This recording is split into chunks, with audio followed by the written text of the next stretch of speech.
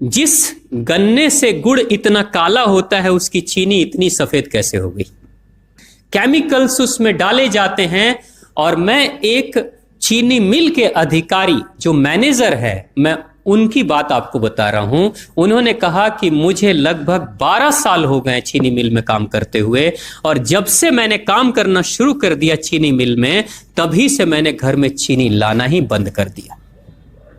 मैं तब से अपने बच्चों को चीनी खिलाता ही नहीं हूं, जबकि नौकरी से सैलरी वहीं से मिलती है, मगर चीनी नहीं। मैंने कहा कि आखिर कौन सी घटना घटी जिसके कारण से आपने ऐसा किया।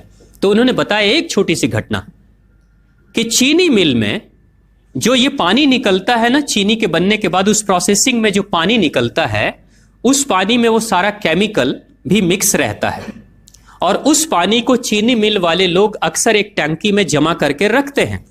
ये सभी चीनी मिल वालों के पास में होता है, आप भी कभी जाएंगे तो आपको भी पता चलेगा। वो टंकी में वो पानी रखा जाता है, लेकिन रोज रोज प्रोसेसिंग हो रहा है, रोज चीनी बन रही है, रोज बहुत सारा पानी आ रहा है, तो आखिर कब तक एक टंकी की क्षमता है ना, कितने दिनों तक वो टंकी खाली रहेगी। भर जाती है, भरेगी तो फिर क्या करेंगे, खाली करना है। तो क्या किया था चीनी मिल के लोगों ने, सोचा कि छोड़ो ना, अब कहां जाएंगे उसको फेंकने के लिए कहीं दूर, क्योंकि अब उतनी बड़ी टंकी जिसमें हजारों गैलन पानी है, उसके लिए ट्रांसपोर्ट में कितना खर्च आएगा, तो बेहतर होगा रात के अंधेरे में कहीं खेत में डाल देते हैं। क्योंकि जनरली फैक्ट्रियां तो होती हैं ऐसे ही बिराने में, तो कहीं डाल देते किसी खेत में, क्या पता चलेगा पानी है कि चीनी मिल का पानी है क्या है। तो ये सोचकर मैनेजमेंट वाले लोगों ने रात में ही उस पानी को खेतों में छुड़वा दिया, और नतीजा ये हुआ कि उस खेत की सारी फसल जल गई, मिट्टी बंजर हो गई। और जब किसान पता करने लगा कि आखिर क्या हुआ मेरे खेत में, जब चेकअप कराया वो मिट्टी का, तो पता चला कि इसमें तो चीनी मिल का जो वेस्ट मटेरियल है वो डाला गया है। तब उसको खबर मिली कि हां, किसी स्टाफ ने बताया कि हां, हमारे चीनी मिल से ही पानी डाला गया था आपके खेत में, और पूरी मिट्टी बंजर हो गई। उसने केस कर दिया और चीनी मिल वाले को मुआवजा देना पड़ा लाखों रुपए। तभी से वो स्टाफ कहते हैं कि जो मिट्टी को बंजर कर दे वो इंसान के शरीर में जाए तो क्या करेगी। उसी के बाद से मैंने अपने घर में चीनी लाना बंद कर दिया। और सच्चाई है, लगभग अगर आप देखेंगे तो अंग्रेजों के आने के समय अंग्रेज पहला चीनी मिल इन्होंने भारत में ही लगाया था। पहला चीनी मिल भारत में ही अंग्रेजों का लगा, और अंग्रेजों ने चीनी की शुरुआत की। भारत के लोग गुड़ खाते थे, चीनी नहीं खाते थे, उन्होंने बहिष्कार किया, बिल्कुल नहीं। लेकिन चीनी और चाय पत्ती दोनों के लिए लोगों को तैयार किया गया था। चाय पिला पिलाकर फ्री में, चीनी के लिए तैयार किया गया और चाय के लिए भी तैयार किया गया। अंग्रेज ने जब से यह शुरू किया है, और पिछले 50 वर्षों से हमारे समाज में चीनी खाने का प्रचलन बहुत तेजी से बढ़ा है, और उसी समय से भारत के लोगों के बच्चों के शरीर में कैल्शियम की कमी होनी शुरू हो गई है।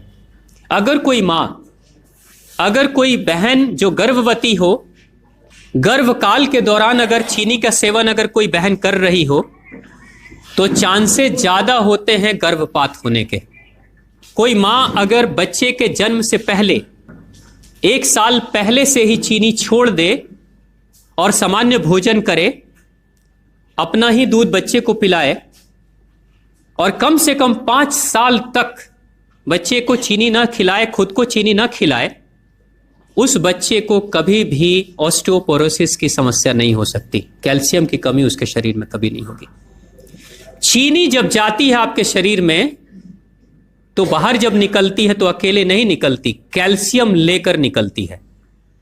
चीनी कैल्शियम लेकर निकलती है, हड्डियों को गलाकर निकलती है।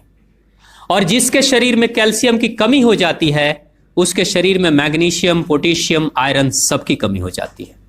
कैल्शियम वो तत्व है कि जिसके शरीर में कम हो जाए, सारे तत्व कम हो जाएंगे।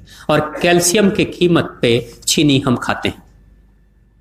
भारत, पाकिस्तान, बांग्लादेश, नेपाल, ऐसे कुछ देशों के अलावा दुनिया के बहुत सारे ऐसे राष्ट्र हैं जहां चीनी का इस्तेमाल ही नहीं होता। आज भी चीनी खाते नहीं, बहुत सारे देश नहीं खाते बिल्कुल। आप गुड़ खाया करिए, वो ज्यादा बेहतर है, चीनी को छोड़िए। डाउनलोड मौज।